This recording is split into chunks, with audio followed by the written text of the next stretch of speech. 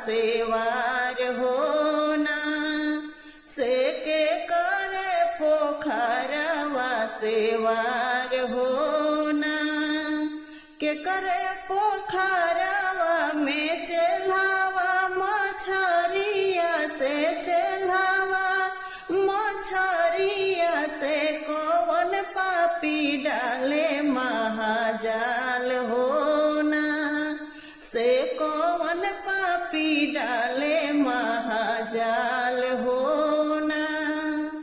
राम के पोखरवा में झीला मिला पानिया से झील मिला पानिया से लक्ष्मण पोखरवा से वार होना, से लक्ष्मण पोखरवा से वार होना।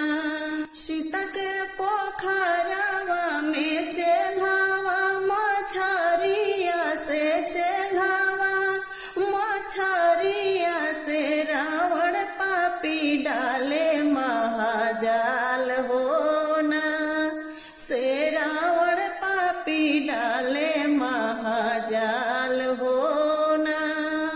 एकरे पहरवा में ठीका दोपहरिया से ठीका दोपहरिया से एकरे पहरवा आधी रात होना, से एकरे पहरवा आधी रात होना। एकरे पहरवा में सीता चोरी भइली से सीता चोरी भइली से कौन पापी हार के ले गइले ना, से कौन पापी हार के ले गइले ना। राम के पहरवा में ठीका दोपहरिया से ठीका दोपहरिया से लक्ष्मण पहरवा आधी रात होना, से लक्ष्मण पहरवा आधी रात होना। लक्ष्मण पहरवा में सीता चोरी भइली से सीता चोरी भइली से रावण पापी हार के ले गइले ना, से रावण पापी हार के ले गइले ना।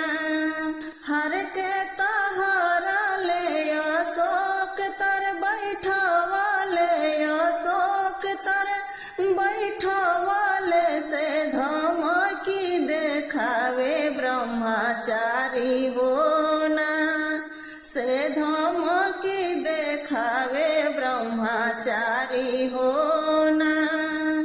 मुड़िया तो गड़ली सीता पलको ना उठवाली से पलको ना उठवाली से अन जल कैली सन ताप होना, से अन जल कैली सन ताप होना।